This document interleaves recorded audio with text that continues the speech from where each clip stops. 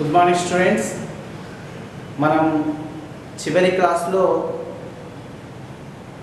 Third ఏ group లేక 13వ నిలువు వరుస లేక బోరాన్ ఫ్యామిలీ వాటికి సంబంధించినటువంటి కొన్ని భౌతిక ధర్మాలకు సంబంధించినటువంటి అంశాలు మనం తెలుసుకోవడం జరిగింది. దీంట్లో ముఖ్యంగా పరమాణు వ్యాసార్థం, అదేవిధంగా అయనీకరణ శక్మం, ద్రవీభవన బాష్పీభవన ఉష్ణోగ్రతలు, దానికి సంబంధించినటువంటి సాంద్రత ఏ విధంగా మార్పు చెందుతుంది అనేటువంటి విషయాన్ని మనం చివరి క్లాస్లో తెలుసుకోవడం జరిగింది. దీంట్లో మనం మిగిలిన ధర్మాలను కనుక మనం పరిశీలించినట్లయితే ఇక్కడ రుణ విద్యుదాత్మకత,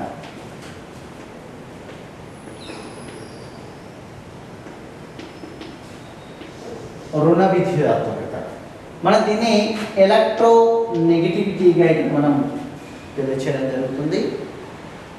ఈ రుణ విద్యుదాత్మకతని మనం ఈఎన్ అనేటువంటి సింబల్తో ఇక్కడ మనం చూపిస్తాం. మరి ఇక్కడ రుణ విద్యుదాత్మకత అంటే ఏంటి? చూడండి, ఏదైనా ఒక రసాయన బంధంలో ఒక మూలకం మరొక మూలకాన్ని ఆకర్షించేటువంటి ప్రవృత్తిగా ఇక్కడ మనం తెలియజేస్తాం.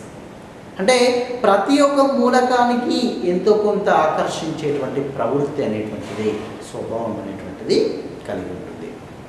మరి ఈ ఆకర్షించేటువంటి ప్రవృత్తిని మనం రుణ విద్యుదాత్మకతగా ఇక్కడ మనం తెలియచేయడం జరుగుతుంది.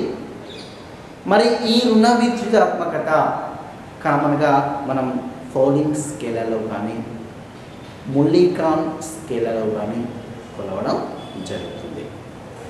మరి ఈ గ్రూప్ మూలకాలు అంటే మామూలుగా మనం ఏంటిది థర్డ్ ఏ గ్రూప్ లేక 13వ నిలువు వరుస మూలకాలుగా మనం తెలుసుకోవడం జరిగింది.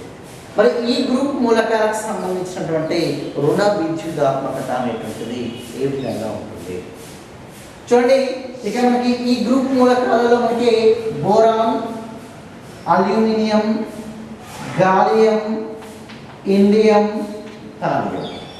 Okay, boron, aluminium, gallium, indium, thallium, ఇవి ఈ గ్రూప్కి సంబంధించినటువంటి మూలకాలు. మరి వీటిలో అత్యధిక రుణ విద్యుదాత్మకత అంటే అత్యధికంగా ఆకర్షించేటువంటి ప్రవృత్తి కలిగినటువంటి మూలకం ఏంటంటే మనకి ఇక్కడ బోరాన్గా ఇక్కడ మనం తెలియజేస్తాం. బోరాన్ నుండి క్రమంగా అల్యూమినియంకి వచ్చే కొద్దీ మనకి ఇక్కడ తగ్గేటువంటి అవకాశం ఉంటుంది. అదేవిధంగా అల్యూమినియం నుంచి థాలియంకు వచ్చే కొద్దీ మళ్ళీ రుణ విద్యుదాత్మకత విలువలు అనేటువంటివి కాస్త పెరుగుదలను మనకు కన్వర్ట్ చేయటువంటి అవకాశం ఉంటుంది. అంటే ముఖ్యంగా సర్వసాధారణంగా గ్రూపులో అయితే పైనుండి కిందికి మనకు తగ్గేటువంటి అవకాశం ఉంటుంది. ఓకేనా, తగ్గేటువంటి అవకాశం ఉంటుంది. ఇక్కడ అత్యధికంగా రుణ విద్యుదాత్మకత కలిగినటువంటి మూలకం ఏంటి అంటే బోరాన్గా ఇక్కడ మనం తెలియజేస్తాం. ఈ బోరాన్ నుండి అల్యూమినియంకి వచ్చే కొద్దీ మనకి రుణ విద్యుదాత్మకత విలువలు అనేటువంటివి చాలా తగ్గేటువంటి అవకాశం ఉంటుంది. మళ్ళీ అల్యూమినియం నుండి థాలియం వరకు మనకి కాస్త పెరుగుదల అనేటువంటి మనకి కల్పించేటువంటి అవకాశం ఉంటుంది. సో ఇది మనకు రుణ విద్యుదాత్మకతకు సంబంధించినటువంటి విషయం. అదేవిధంగా మనకి ఎలక్ట్రాన్ ఎఫినిటీ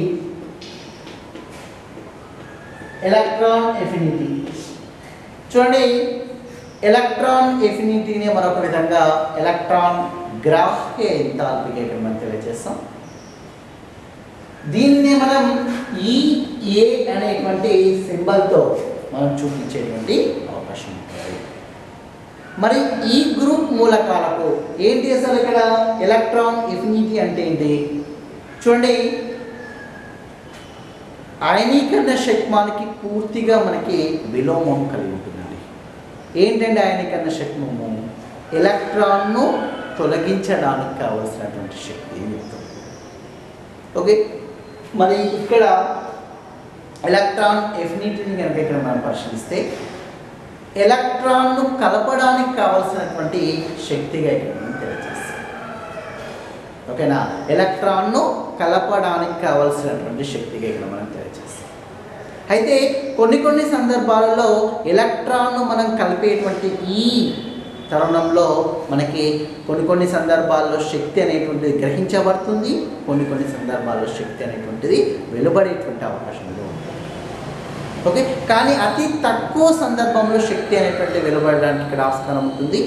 కానీ అత్యధిక సందర్భాల్లో అంటే వివిధ రకాలైనటువంటి మూలకాలకు మనం ఎలక్ట్రాన్లు కలపడంలో శక్తి అనేటువంటిది ఎక్కువగా ఇక్కడ ఉపయోగపడేటువంటి అవకాశం ఉంటుంది.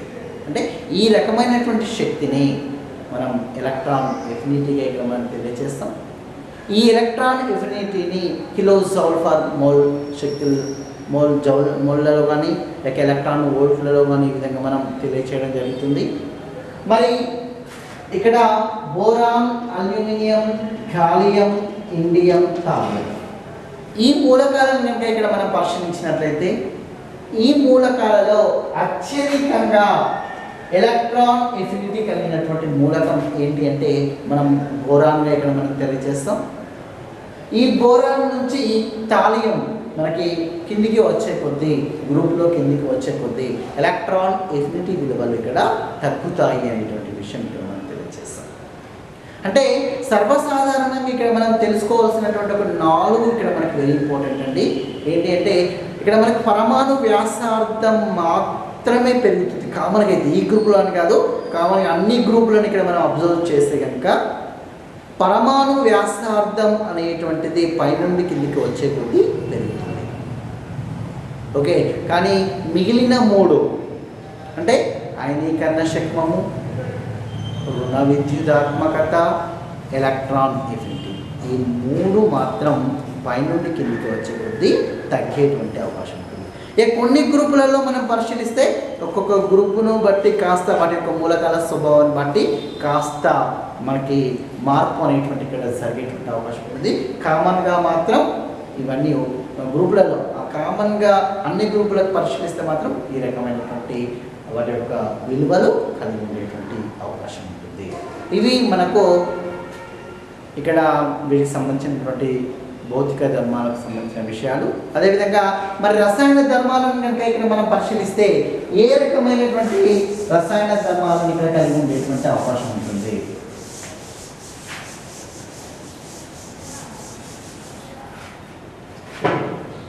చూడండి, సర్వసాధారణంగా బోరాన్ అనేటువంటిది అలోహం. మిగిలిన మూలకాలను కాస్త పరిశీలించినట్లయితే ఇక్కడ చర్యాశీలక స్వభావం కలిగినటువంటి లోహాలు ఇక్కడ మనం తెలియజేస్తాం. చర్యాశీలత అనేటువంటిది మనకి లోహాలకు ఎక్కువగా ఉంటుంది అనేటువంటి విషయం మనకు తెలుసు. ఇక్కడ అంటే చర్యాశీలత అంటే ఇక్కడ ఒక మూలకం మరొక మూలకంతో చర్య జరిపేటువంటి తత్వం లేక స్వభావంగా ఇక్కడ మనం తెలియజేస్తాం. చూడండి, మరి ఈ గ్రూప్ మూలకాలను కనుక ఇక్కడ మనం పరిశీలించినట్లయితే విభిన్నమైనటువంటి పదార్థాలతో విభిన్నమైనటువంటి మూలకాలతో చర్య జరిపేటువంటి తత్వం కలిగి ఉంటుంది. మరి మనం ముందుగా కనుక ఇక్కడ మనం పరిశీలించినట్లయితే ఇక్కడ గాలితో చర్యగా ఇక్కడ మనం తెలియజేస్తాం. మరి గాలిలో ప్రధానంగా ఆక్సిజన్ అదేవిధంగా నైట్రోజన్ వంటి మూలకాలు ఉంటాయి, అత్యధిక పరిమాణంలో ఉంటాయనేటువంటి విషయం ఇక్కడ మనకు తెలుసు. మరి ఈ ఆక్సిజన్ నైట్రోజన్తో చర్య జరిపి మనకు విభిన్నమైనటువంటి పదార్థాలను ఏర్పరిచేటువంటి అవకాశం ఉంటుంది. సపోజ్ ఫర్ ఎగ్జాంపుల్ ఈ అనేటువంటిది మనకి ఈ గ్రూప్కు సంబంధించినటువంటి మూలకాలుగా కనుక మనం అనుకున్నట్లయితే మనకి ఇక్కడ boron, aluminium, gallium, indium, thallium ఇక్కడ మనం తెలియజేస్తాం. అంటే ఈ అనేటువంటిది ఆ అన్ని మూలకాలను మనం ఈ అనేటువంటి సింబల్తో కనుక కూడా మనం చూపిస్తే మనం ఆ విధంగా ఇక్కడ మనం రాయవచ్చు. చూడండి, మనకి ఇక్కడ ఈ అంటే ఇక్కడ థర్డ్ గ్రూప్ మూలకాలు లేక 13వ నిలువరుస మూలకాలు ఇక్కడ మనం చెప్తాం. ఈ మూలకాలు కనుక ఇక్కడ మనకి ఆక్సిజన్తో కనుక ఒకవేళ చర్య జరిపినట్లయితే అక్కడ మనకి E2O3 ఫార్ములా కలిగినటువంటి సమ్మేళనాలను అంటే ఆక్సైడ్లను ఏర్పరిచేటువంటి అవకాశం ఉంటుంది. చూడండి ఇక్కడ మనకి దీనికి సంబంధించినటువంటి సమీకరణాన్ని కనుక ఇక్కడ మనం పరిశీలించినట్లయితే 4E + 3O2 gives rise to 2E2O3 అంటే E2O3 ఫార్ములా కలిగినటువంటి ఆక్సైడ్లకి ఏర్పరిచేటువంటి అవకాశం ఉంటుంది. ఉదాహరణకు మనం బోరాన్ ఇక్కడ మనం తీసుకుందాం. ఈ బోరాన్ని తీసుకొని దీనికి ఆక్సిజన్ని కనుక ఒకవేళ మనం కలిపి చర్య జరిపినట్లయితే ఈ చర్యలో మనకి B2O3 అనేటువంటి సమ్మేళనం అంటే బోరాన్ ట్రైఆక్సైడ్, దీన్నే మనం ఇంకొక విధంగా ఇక్కడ బోరిక్ అన్హైడ్రైడ్ ఇక్కడ మనం తెలియజేస్తాం B2O3. అదేవిధంగా మిగిలిన మూలకాలు కూడా మనకి ఆక్సైడ్లను ఏర్పరిచేటువంటి అవకాశం ఉంటుంది. ఉదాహరణకి మనం అల్యూమినియం కనుక ఇక్కడ మనం పరిశీలించినట్లయితే అల్యూమినియం కూడా మనకి Al2O3 అల్యూమినియం లేక అల్యూమినియం ట్రైఆక్సైడ్ ఇక్కడ మనకి ఏర్పరిచేటువంటి అవకాశం. అదేవిధంగా గాలియం Ga2O3 గాలియం ట్రైఆక్సైడ్, అదేవిధంగా మనకి ఇండియం In2O3 ఇండియం ట్రైఆక్సైడ్, అదేవిధంగా Tl2O3 థాలియం ట్రైఆక్సైడ్. ఈ విధంగా మనకి విభిన్నమైనటువంటి మూలకాల యొక్క ఆక్సైడ్ని ఇక్కడ మనకి ఇచ్చేటువంటి అవకాశం ఉంటుంది. చూడండి మరి ఈ ఆక్సైడ్లను కనుక ఇక్కడ మనం పరిశీలిస్తే ఈ ఆక్సైడ్లలో B2O3ని కనుక మనం పరిశీలిస్తే ఇది ఆమ్ల స్వభావాన్ని కలిగి ఉంటుంది, అసిడిక్ నేచర్. ఓకే, ఆమ్ల స్వభావాన్ని కలిగి ఉండేటువంటి అవకాశం. చూడండి ఇక మనకి Al2O3 కానీ Ga2O3 కానీ ఇక్కడ మనకు ఏ స్వభావాన్ని కలిగి ఉంటుందండి? ఇక్కడ ద్వంద్వ స్వభావాన్ని కలిగి ఉంటుందండి. అంటే ద్వంద్వ స్వభావము అంటే ఆమ్ల స్వభావంతో పాటు క్షార స్వభావాన్ని కూడా కలిగి ఉండేటువంటి తత్వాన్ని కలిగి ఉంటుంది. అదేవిధంగా మనకి In2O3 Tl2O3 మరి ఈ రెండింటిని కనుక ఇక్కడ మనం పరిశీలించినట్లయితే ఈ రెండో క్షార స్వభావాన్ని కలిగి ఉండేటువంటి అవకాశం ఉంటుంది. అంటే ఈ విధంగా మనకి ఒక్కొక్క పదార్థం ఒక్కొక్క రకమైనటువంటి స్వభావాన్ని, అంటే ముఖ్యంగా B2O3 విషయానికి వస్తే ఆమ్ల స్వభావం, అదే ఇక్కడ మనకి In2O3 Tl2O3 విషయానికి వస్తే క్షార స్వభావం, మరికొన్ని ద్వంద్వ స్వభావాన్ని మనకు కలిగి ఉండేటువంటి అవకాశం ఉంటుంది. మరి ఇక్కడ ఇదే కాకుండా గాలిలో ఉండేటువంటి నైట్రోజన్తో కూడా ఈ మూలకాలు చర్య జరిపి మనకు విభిన్నమైనటువంటి సమ్మేళనాలను ఇక్కడ మనకి ఏర్పరుస్తాయి. ఓకే, మరి ఇక్కడ గాలిలో ఉండేటువంటి నైట్రోజన్తో జరిగేటువంటి చర్యను మనం చూద్దాం. మరి గాలిలో ఉండేటువంటి నైట్రోజన్ తోటి చర్య జరిపి ఏ విధమైనటువంటి సమ్మేళనాలను ఏర్పరుస్తుందో చూద్దాం. ఆల్రెడీ మనకు తెలుసు ఇక్కడ ఈ అనేటువంటిది మనకు అన్ని 13వ నిలువు వరుస మూలకాలను చూపిస్తుంది అనేటువంటి విషయం. ఇక్కడ ఈ అనేటువంటిది మనకి 13వ నిలువు వరుస మూలకాలుగా మనం తెలియజేస్తాం. ఇది నైట్రోజన్తో కనుక ఒకవేళ చర్య జరిపినట్లయితే అటువంటి సందర్భంలో En ఫార్ములా కలిగినటువంటి నైట్రైడ్లను ఇక్కడ మనకు ఏర్పరిచేటువంటి అవకాశం ఉంది. ఓకే, ఇక మనకి ఈ అనేటువంటిది 13వ నిలువు వరుస మూలకాలు. అదేవిధంగా ఈ మూలకాలు నైట్రోజన్తో కనుక ఒకవేళ చర్య జరిపితే En అంటే నైట్రైడ్లను ఇక్కడ ఏర్పరిచేటువంటి అవకాశం ఉంటుంది. ఉదాహరణకి మనం అల్యూమినియం మూలకాన్ని కనుక ఇక్కడ మనం తీసుకొని ఒకవేళ చర్య జరిపితే అప్పుడు మనకి ఇక్కడ ALN అల్యూమినియం నైట్రైడ్ అనేటువంటి మనకి ఏర్పడేటువంటి అవకాశం. అంటే ఇదే విధంగా మిగిలిన మూలకాలు కూడా నైట్రోజన్ తోటి చర్య జరిపి దాని యొక్క నైట్రైడ్లను ఇక్కడ మనకి ఏర్పరిచేటువంటి అవకాశం ఉంటుంది. అంటే ఈ విధంగా గాలిలో ఉండేటువంటి ప్రధానమైనటువంటి ఆక్సిజన్ నైట్రోజన్తో చర్య జరిపి మనకు విభిన్నమైనటువంటి సమ్మేళనాలను ఏర్పరిచేటువంటి అవకాశం ఉంది. ఓకే, అదేవిధంగా ముఖ్యంగా హాలోజన్లతో కూడా ఇక్కడ చర్య జరిపేటువంటి అవకాశం ఉంటుంది. మరి హాలోజన్లు అంటే మనకి fluorine, chlorine, bromine, iodine. Fluorine, chlorine, bromine, iodine మనం హాలోజన్లుగా ఇక్కడ మనం ట్రీట్ చేస్తాం. ఈ హాలోజన్లను ఎక్స్ అనేటువంటి సింబల్ తోటి మనం చూపించేటువంటి అవకాశం ఉంటుంది. చూడండి, ఆల్రెడీ మనకు తెలుసు ఈ అనేటువంటిది మనకి boron, aluminium, gallium, indium, thallium, ఇవి మనకు థర్డ్ గ్రూప్ మూలకాలు. మరి చూడండి, ఈ థర్డ్ గ్రూప్ మూలకాలు, ఈ మూలకాలు కనుక హాలోజన్లతో చర్య జరిపితే అటువంటి సందర్భంలో ఈ X3 ఫార్ములా కలిగినటువంటి సమ్మేళనాలను ఇక్కడ మనకి ఏర్పరిచేటువంటి అవకాశం. ఓకే, ఈ X3 ఫార్ములా కలిగినటువంటి అయితే మనకి ఇక్కడ TlI3 థాలియం ట్రై అయోడైడ్ను మాత్రం ఇక్కడ మనకి ఏర్పరిచేటువంటి అవకాశం ఉంటుంది. అంటే అదొకటి మినహాయించి మిగిలిన అన్నీ మనకు ఈ X3 ఫార్ములా కలిగినటువంటి సమ్మేళనాలను ఇక్కడ ఏర్పరుస్తాయి. సపోజ్ మనకు బోరాన్ని కనుక ఇక్కడ మనం పరిశీలించినట్లయితే ఈ బోరాన్ క్లోరిన్తో ఇక్కడ మనకి చర్య జరిపి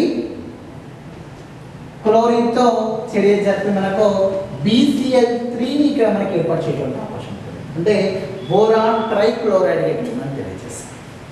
అదేవిధంగా ఇంకా boron trifluoride or boron tribromide, అదేవిధంగా AlCl3 aluminium trichloride or AlF3 aluminium trifluoride, ఈ విధంగా విభిన్నమైనటువంటి సమ్మేళనాలను మనకి ఏర్పరిచేటువంటి అవకాశం ఉంటుంది. అంటే ఈ విధంగా మనకి డిఫరెంట్ టైప్స్ ఆఫ్ సమ్మేళనాలను దీంతోటి ఈ థర్డ్ గ్రూప్ మూలకాలు హాలోజన్లతో మనకు చర్య జరిపి ఇక్కడ ఏర్పరిచేటువంటి అవకాశం ఉంది. చూడండి, మన ఇక్కడ క్లోరిన్ ప్లేస్లో ఏ మూలకాన్ని ఉపయోగించవచ్చండి. అంటే సపోజ్ ఫ్లోరిన్ కనుక మనం ఉపయోగిస్తే BF3 ఏర్పడుతుంది ఇక్కడ. అదేవిధంగా ఒకవేళ అయోడిన్తో కనుక ఒకవేళ చర్య చేస్తే BI3 ఏర్పడుతుంది. ఈ విధంగా మనకు డిఫరెంట్ కాంపౌండ్స్ అనేటువంటి మనకు ఏర్పరిచేటువంటి అవకాశం ఉంటుంది. అయితే ఈ మూలకాలు అన్నీ ఆమ్ల స్వభావాన్ని కలిగి ఉండేటువంటి అవకాశం ఉంటుంది. సమ్మేళనాలన్నీ అంటే మనకి BCl3 కానీ BF3 కానీ లేక AlCl3 కానీ ఇవన్నీ ఏంటి ట్రై హాలైడ్లో చెప్తాం. మరి ఈ ట్రై హాలైడ్లు ఆమ్ల స్వభావానికి ఉంటాయి.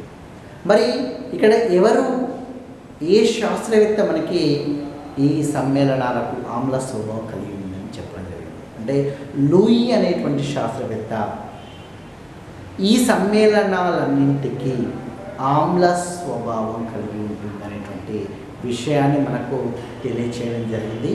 కాబట్టి ఈ సమ్మేళనాలన్నింటినీ లూయి ఆమ్లాలుగా మనం పరిగణిస్తాం. ఓకే, లూయి ఆమ్లాలుగా మనం పరిగణిస్తాం. ఏంటి మరి లూయి ఆమ్లం అంటే ఏంటి, వాటికి సంబంధించినటువంటి అంశాలను మనం తర్వాత క్లాస్లో నేర్చుకుందాం. ఓకే.